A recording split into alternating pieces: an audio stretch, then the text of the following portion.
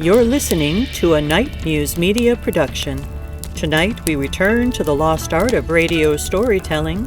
Close your eyes if you like, and let the theater of the mind begin.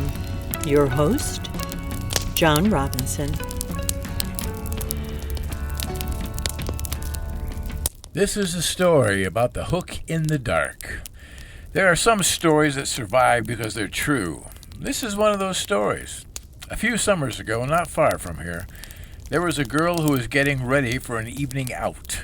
She had spent extra time getting ready because she was young and because youth still believes an ordinary evening just might turn into one worth remembering. While she brushed her hair and checked herself in the mirror, the radio on her dresser carried the voice of a local reporter. There'd been an escape. A man had broken out of a prison not far away. He was described as dangerous, unstable, and violent. Drivers were being asked to remain alert. Homeowners were told to lock their doors. And anyone who saw anything suspicious was urged to contact the police immediately. And there was one detail that people would remember. The man had a hook for a hand. It sounded like the sort of thing that belonged to other people's misfortunes, but not her. Not tonight. Tonight her boyfriend was coming to pick her up, and they were going to the movies, and the world still seemed mostly made of harmless things. A few minutes later, headlights rolled across the front of her house. She ran out smiling, slipped into the passenger seat, and they drove off. At first, the road was lively enough. Porch lights glowed here and there. A few cars passed in the opposite direction. But as they drew further from town, the houses thinned, and the road narrowed, and the woods began pressing closer on both sides. And then they heard it, a sudden thump against the passenger side. Both of them jumped. A second sound followed immediately after, a loose scraping rattle near the front wheel. The boy tightened his hands on the steering wheel and said, "I don't think I hit anything." The girl looked into the side mirror, but there was nothing behind them except the long dark road dissolving into the shadows. "What was that?" she asked. "I don't know." So he slowed down a little bit. "Don't stop, we're already going to be late." He frowned and said, "Something may be wrong with the tire." "Oh, we can check it at the theater." "I don't know. I'd rather know now than have a blowout later." But she had heard the report on the radio, and though she had laughed it off earlier, the memory of that voice had returned. The escaped man with the hook. "Don't stop here, please," she said. There was something in her voice now that made him glance at her. He pulled to the side of the road anyway. "I'm just checking the tire." And then, before he could open the door, they heard it again, the thump. This time it struck the side of the car with such force that both of them flinched. The boy slowly turned his head toward her. Neither of them spoke. Then came another sound. Not a knock, not a bump. A long, shrill scrape of metal dragging across metal. The girl's breath caught in her throat. Her fingers closed around his arm so tightly that he winced, but he didn't pull away. Both of them stared straight ahead, as if looking anywhere else might invite something to reveal itself.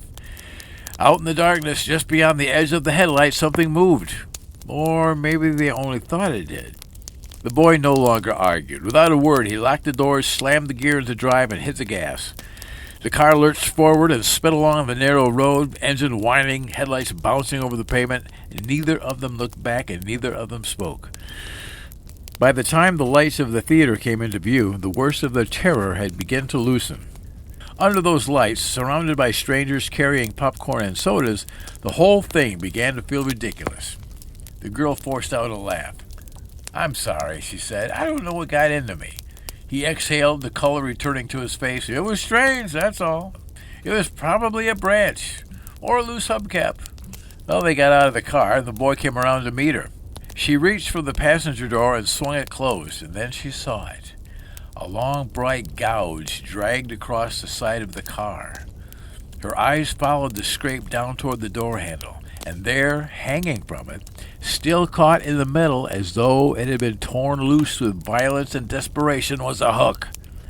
A heavy metal hook. For one terrible second she couldn't breathe. All the sounds of the theater, the talking, the footsteps, the distant traffic, pulled away from her, and there was only that hook gleaming under the lights. Neither of them screamed at first. They only stared at it. Then the girl stumbled backward and let out a cry so sharp it turned heads across the lot. They ran inside and called the police. Officers came and searched the road, they searched the woods, they looked through the ditches and the brush, and every dark stretch between the place where the car had stopped and the place where it had fled. But they never found a man.